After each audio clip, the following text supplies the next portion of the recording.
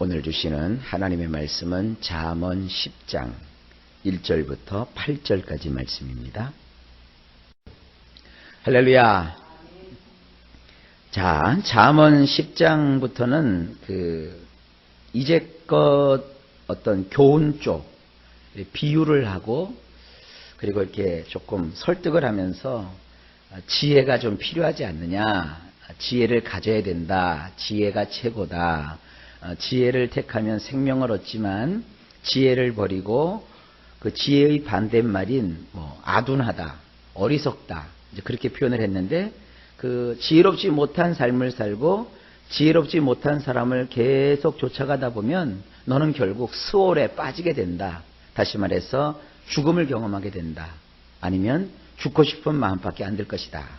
이제 지혜를 가져야 된다. 알았니? 주님이 이제 우리에게 그렇게 말씀하시고 10장부터는요. 그러면 이제 실질적인 실용편이에요. 우리 생활 속에 이 지혜가 어떻게 적용이 되는가? 그 실질적인 실용편이 이제 쭉 나옵니다. 아마 이 10장부터는 여러분들이 굉장히 도움이 많이 되실 거예요. 아, 이럴 땐 어떻게 해야 되는가, 저럴 땐 어떻게 해야 되는가, 이렇게 하나씩 이 실전편을 통해서 또 하나님 주시는 귀한 은혜가 넘치시기를 주님의 이름으로 먼저 축복합니다. 1절을 보게 되면 이렇게 말씀합니다. 우리 성경으로 보면 솔로몬의 잠언이라. 지혜로운 아들은 아비를 기쁘게 하거니와 미련한 아들은 어미의 근심이니라. 원문을 보면 이렇습니다. 솔로몬의 잠언들이니라. 아하, 지혜의 왕이라고 이름나 있는 솔로몬이 인생 가운데 여러 가지 그 지혜의 말로 엮었던 그와 같은 실전 잠언들이다 하는 것을 예고하고 있는 겁니다. 그 다음 부분을 보면 지혜롭게 행동하는 아들은 아버지를 즐겁게 해주느니라. 어리석은 아들은 그의 어머니의 슬픔거리이니라. 여기 아버지가 나오고 어머니가 나오잖아요. 근데 흥미롭게 표현되어 있어요. 지혜롭게 행동하는 아들은 아버지를 즐겁게 해준대요. 네, 그렇죠. 아들이 아주 지혜롭게 행동을 하면 아버지가 즐겁죠. 근데 대개 부부가 있지만 아버지는 대개 이런 자식들에게 실적을 더 요구하는 것 같아요. 그래서 아들이 지혜롭게 행동을 하면 아버지가 즐겁대요. 아버지가 즐거울 정도면 어머니는 여기서 얘기 안 해도 되죠. 그 아들을 키운 어머니가 볼 때 얼마나 자랑스럽고 뿌듯하겠어요. 근데 그 다음 구절을 보세요. 어리석은 아들은 그의 어머니의 슬픔거리이니라. 여기서 어리석다는 것은 지혜라는 말과 정반대되는 말입니다. 근데 그 어리석은 아들은 앞부분에는 아버지를 즐겁게 해줬다고 그랬으니까 뒷부분도 아버지의 슬픔거리다 이랬으면 좋은데 왜 어머니의 슬픔거리라고 했을까요? 이런 게 참 흥미로운 거예요. 아버지는요, 아들이 이렇게 어리석게 행동을 하면 대부분 아버지들은 별로 관심을 두지 않아요. 에이, 지팔자지 이러면서 아버지들은 되게 좀 무관심할 수가 있어요. 근데 어머니는 달라요. 어리석은 아들을 둔 어머니는 그 마음에 심적으로 큰 고통을 느껴요. 그게 슬픔거리입니다. 마음으로 이게 내 잘못인가 보다, 내 책임이구나 그래요. 그래서 자식이 잘못되면 부모 모두에게 어려운 일이 있지만 그러나 특별히 그 모성은 더 아파요. 그래서 이런 말씀은 자식들이 들으면 더 좋은데요. 근데 어쨌든 어머니들이 이 지혜롭게 자녀들을 키우지 못하면 결국은 자기에게 돌아오는 것은 마음에 큰 슬픔거리밖에 없다는 거예요. 그래서 특별히 자녀 양육을 하는 데 있어서 우선시해야 될 것은 지혜를 어떻게 하면 내 자녀에게 알게 해서 내 자녀가 어리석은 행동을 하지 않고 지혜롭게 행동을 할 것인가. 이것에 여러분들이 관심을 많이 가지셔야 합니다. 2절입니다. 불의의 재물은 무익하여도 공의는 죽음에서 건지느니라. 원문을 보면 사악하게 행동하는 자가 보물을 아무리 쩍해 놓아봤자 이로울 것들이 없느니라. 정의로우면 죽음에서도 건짐을 받게 되느니라. 나쁜 일을 해가지고 돈을 많이 벌었어요. 아주 그 사악한 짓을 해서 보물을 자기의 그 보물창고에 가득 쌓아놓았어요. 성경은 말합니다. 그렇게 해봤자 이로울 것들이 없다는 거예요. 악한 방법으로 물질을 모은 것, 그러면 악한 방법으로 다 나가요. 그러나 성경은 뭐라고 얘기합니까? 하지만 정의로우면, 정의로운 사람은 심지어 죽을 지경에서도 건짐을 받게 된대요. 이게 지혜예요, 지혜. 그래서 사악한 방법이 됐든 좋은 방법이 됐든 어떻게 해서든지 개같이 벌어갖고 뭐 정승처럼 쓰라 그랬는데 개같이 돈을 벌면 개처럼 행동하다가 개처럼 끝나요. 개가 아무리 잘났어도 결국 개는 말이죠. 얼마 못 살아요. 뭐 장수하는 개가 보면 10년 조금 넘으면 개들은 더 이상 못 살더라고요. 그리고 또 뭐 우리나라는 보신탕을 먹지 않습니까? 괜히 개들이 얼쩡얼쩡 되다가 잡혀가지고 보신탕거리밖에 안 돼요. 그래서 절대 인생은 개처럼 돈 벌고 개처럼 살아서는 안 돼요. 버는 과정도 정의롭게, 의롭게 이렇게 살아가는 것이 뭐냐? 이게 지혜입니다. 수단과 방법을 가리지 않고 무조건 뭔가 수익만 있으면 된다라는 생각은 지혜롭지 않습니다. 그것은 자기에게 이로울 것이 하나도 없다는 겁니다. 그러나 정의롭게 우리가 돈도 벌고 정의롭게 살아가면 심지어 죽을 지경에서도 건짐을 받는 이런 놀라운 구원의 역사가 있다는 것입니다. 이게 지혜입니다. 그러니까 지혜 실전편에 보면 이 의롭게 행하는 것 이게 나오죠. 그 다음에 3절입니다. 여호와께서 의인의 영혼은 줄이지 않게 하시나 악인의 소욕은 물리치시느니라. 원문은 이렇습니다.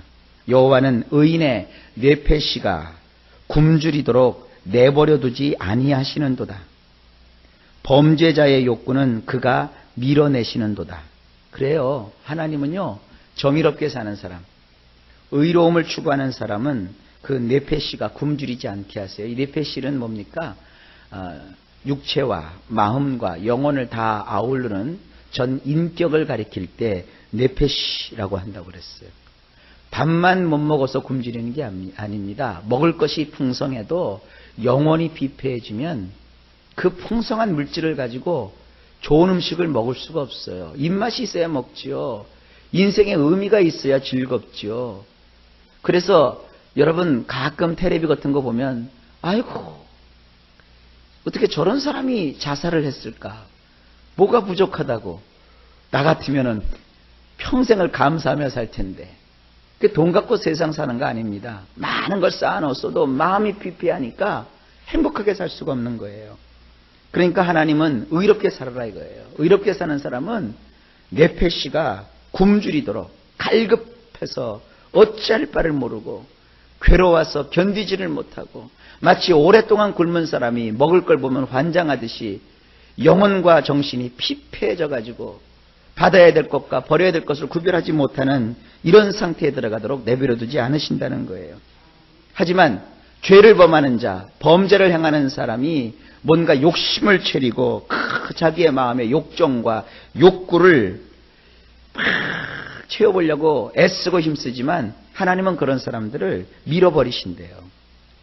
그러니까 이 지혜의 삶에는 우리만 지혜롭게 사는 게 아니라 하나님이 함께 해주시는 거예요. 그러니까 지혜의 첫 번째 실전은 뭐냐? 의로워지는 거예요. 의로워지세요. 의가 뭔지는 뒷부분에 이제 나옵니다. 4절입니다. 손을 게으르게 놀리는 자는 가난하게 되고 손이 부지런한 자는 부하게 되느니라. 이 원문은 조금 다르게 되어 있어요. 우리 성경에 다 손만 2번 나오는데 원문은 같은 손이라도 이렇게 되어 있습니다. 손바닥으로 철퍼덕 되는 자는 가난하게 되고 손이 부지런한 자는 부자가 되느니라. 자, 이 손 보면 손바닥이 있잖아요. 이 손바닥으로 뭔가 일을 해야 되는데 이거 갖고 철퍼덕 일도 안 하고 말이죠. 엉뚱한 짓을 하고 있는 거예요. 이런 사람은 가난하게 돼요. 근데 이 뒤에는 손바닥이 아니라 손이라고 나와 있어요. 손을 막 놀려서 부지런하게 움직이는 사람은 부자가 된대요. 그러니까 아무것도 하지 않고 편하게 사는 것은 결국 가난하게 되는 지름길이에요. 정말 우리가 손을 앙팡지게 놀려서 부지런하게 살아가면 하나님은 그의 인생에 부자 되게 하시는 축복을 주시는 겁니다. 5절입니다. 여름에 거두는 자는 지혜로운 아들이나 추수 때에 자는 자는 부끄러움을 끼치는 아들이니라. 저는 이걸 우리 성경으로 어렸을 적부터 봐가지고 5절 말씀이 잘 이해가 안 됐어요. 근데 원문을 보면서부터는 5절 말씀이 이해가 됐어요. 5절 말씀이 이렇게 되어 있습니다. 원문을 보면 여름철 과일을 거두는 자는 성공할 아들이지만 수확할 때를 알아채지 못하는 아들은 실패할 게 뻔해 눈밖에 나느니라. 이해가 되시죠? 이 가을에만 추수하는 게 아닙니다. 여름에 여름 과일이 있어요. 특히 이스라엘 사람들은 과일 농사를 참 많이 짓습니다. 근데 이 여름철에 이 과일을 거두어 드리는데 이 여름철에도 쉬지 않고 그 손을 놀려서 여름 과일을 막 거두어 드리는 그런 그 아들은 성공한다 이거예요. 그렇지 않습니까? 일할 때 일을 하니까 성공하죠. 그런데 여름에 놀러 갈 생각만 하고 또 쉴 생각만 하고 있는, 그래서 수확할 때를 알아채리지 못하는 이런 아들은 안 봐도 뻔하죠. 뭐 실패하죠. 실패할 게 뻔하니까 눈밖에 나는 거예요. 그래서 이 지혜라고 하는 것은 뭐냐 하면 때를 맞춰서 움직일 줄 아는 거예요. 일할 때 일하고 놀 때 놀고 거두어 드릴 때 거두어 드리고 또 거두는 것을 멈출 때 멈추는 것, 이게 지혜입니다. 그래야 성공하게 된다는 겁니다. 그 다음에 6절입니다. 의인의 머리에는 복이 임하나 악인의 입은 독을 머금었느니라. 자, 원문은 이렇게 되어 있습니다. 6절, 복이란 것들은 의로운 자의 머리에 임하는 것이니라. 범죄자들의 입에는 폭력을 행사하겠다는 것으로 덮여 있느니라. 그러니까 우리가 여기서 이 복이라는 것은 그야말로 창세기에 나오는 하나님이 우리에게 복을 주셨느니라 할 때 그 복이에요. 바라크라는 복이에요. 그 복이라는 것은 누구에게 임하는 것이냐? 의로운 사람의 머리 위에 임하는 거예요. 그러니까 복은 내 안에서 나가는 게 아니라 밖에서 이렇게 임하는 거라고요. 그런데 범죄자는 복이 임하는 게 아니라 입에서 뭐가 나와요? 폭력을 행사하겠다. 우리 성경에는 그 독을 품겠다 이렇게 되어 있는데 이게 폭력을 행사하겠다는 거예요. 입이 온통 폭력을 행사하겠다는 것으로 덮여 있어요. 7절입니다. 의인을 기념할 때에는 칭찬하거니와 악인의 이름은 썩게 되느니라. 이것도 원문은 조금 다르게 되어 있어요. 7절을 보면 이렇습니다. 원문에 의인에 대하여 이야기할 때에는 칭찬이 자자하지만 범죄자들에게 명성이라니 당치도 않는 소리이니라. 의인에 대해서는 사람들도 결국은 그를 아주 칭찬해요. 근데 범죄자들이 자기 자신을 스스로 높여서 자기 이름을 내려고 해요. 그 이름을 우리는 명성이라고 하잖아요. 범죄자들에게 명성이라니 당치도 않는 소리다. 그러니까 이 범죄자들에게는 뭐 이름 날 일도 없다 이거예요. 마지막으로 8절입니다. 마음이 지혜로운 자는 계명을 받거니와 입이 미련한 자는 멸망하리라. 원문은 보면 이렇습니다. 마음으로 지혜롭게 행동하고자 하는 자는 미츠바들을 받아들이지만 미련한 자는 그 두 입술로만 나불나불 거리느니라. 이렇게 원문을 보면 굉장히 성경이 아주 생생하게 되어 있어요. 그러니까 이 마음으로 지혜롭게 행동하는 사람은 미츠바를 받아들이는 거예요. 미츠바가 뭔지 제가 말씀드렸죠. 왕이 신하에게 내리는 명령, 농부가 그 일꾼들에게 지시하는 그 지시사항, 아버지가 자식에게 하는 그런 여러 가지 그 훈계의 말들, 이런 것이 미츠바예요. 그러니까 지혜로우려면 귀가 열려 있어야 돼요. 그래서 자기를 가르쳐주고 인도하는 사람의 그 말을 듣고, 또 무엇보다도 가장 위대한 미츠바가 뭡니까? 우리 하나님이 하시는 말씀이잖아요. 그거를 잘 받아들이는 사람이 마음으로 그냥 귀로만 받아들이는 것이 아니라 귀로 듣지만 마음을 다 해서 정성껏 그 밑주발을 받아들여서 사는 사람, 이런 사람은 지혜롭게 행동할 수 있지만 미련한 자는 들으려고 하지 않고 입으로만 나불나불나불 된다는 거예요. 그러니까 입으로 다 쏟는 거예요. 여러분 주변에서 말 많은 사람들 치고 제대로 일하는 사람들 보셨습니까? 말만 앞세우는 사람들은 절대 여러분들 지혜로운 사람들 아닙니다. 자, 이 지혜의 실전편을 보니까 우리도 지혜를 많이 얻을 수 있을 것 같죠? 어쨌든 오늘 여러 가지 교훈을 주었기 때문에 제가 한마디로 정리할 수는 없습니다. 구절구절마다 여러분들이 마음에 새기셔서 생활 속에 큰 축복을 누리시는 역사가 있기를 예수님의 이름으로 간절히 축복합니다. 오늘도 하루가 시작되었습니다. 일마다 때마다 주께서 평강을 주시고 범사에 형통케 하시는 은혜를 넘치도록 부어주시기를 간절히 예수님의 이름으로 축원합니다.